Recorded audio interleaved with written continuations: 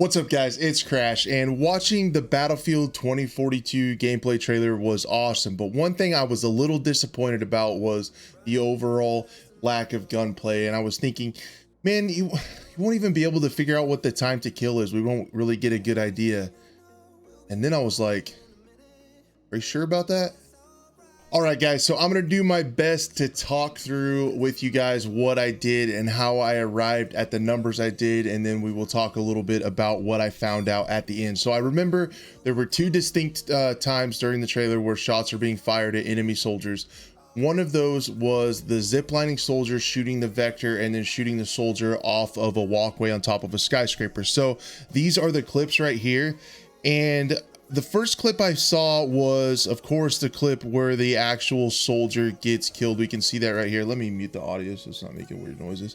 You can see that the soldier is getting shot right there. That's the clip that I thought. And as I was watching it, I kind of realized that maybe the player was burst firing a little bit. But if we rewind just a little bit to this clip, we can see that the soldier shoots 10 rounds in continuous fire. That goes really fast. I'm sorry about that. So we can see that the soldier shoots 10 rounds. So I took that is what I used to determine the fire rate of the vector. I'm after two numbers here. I'm after fire rate and I'm after damage.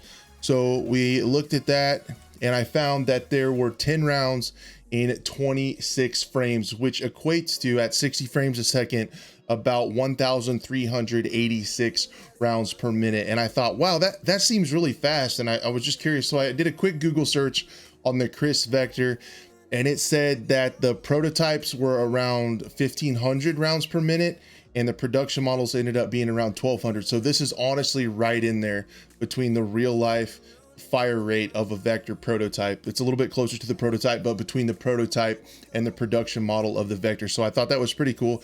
I kind of, as I was going along, I did some things to check my numbers to see if I was getting things that were reasonable.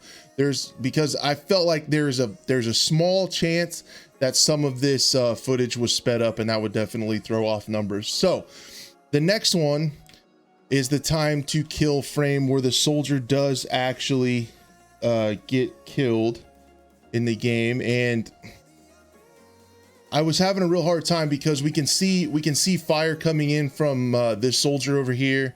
I don't think this soldier is shooting at them, but there's also a point looking at the health bar where they actually healed up. But right here are the two money frames that I used, guys.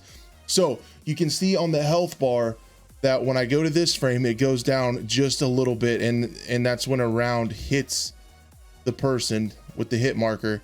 And I'm pretty sure that looked like a reasonable amount of damage that a vector round would do. There's no grenades, there's no other factors here. I think that right there is the money shot. So what I did was I went after that health bar. Right there is what I'm looking at, to get as close as I could to figure out what the damage is. So what I did was I took this into Fusion inside of Resolve, and I added actually a rectangle.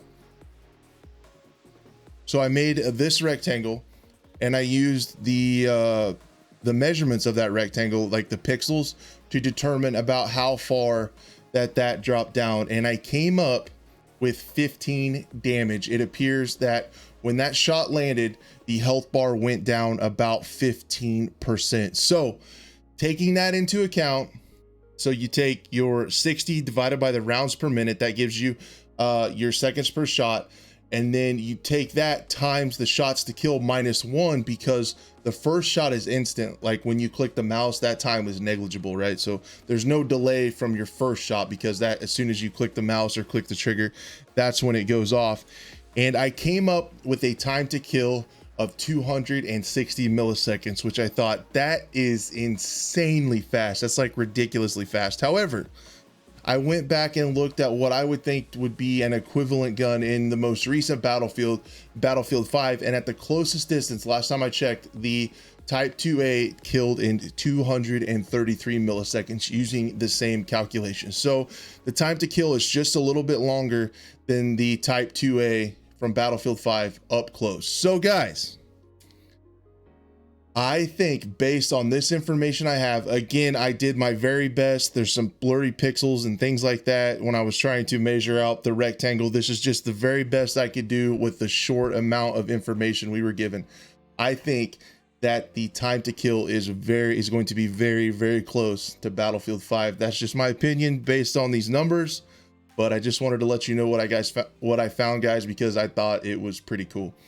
That is all I had today. Let me know what you think of the Battlefield 5 time to kill, if you think that was pretty good gunplay in that game, or if you want something a little bit different like some of the older games. Let me know what you guys think in the comments below. I read all of them. I enjoy them very much. And until next time, thanks for watching.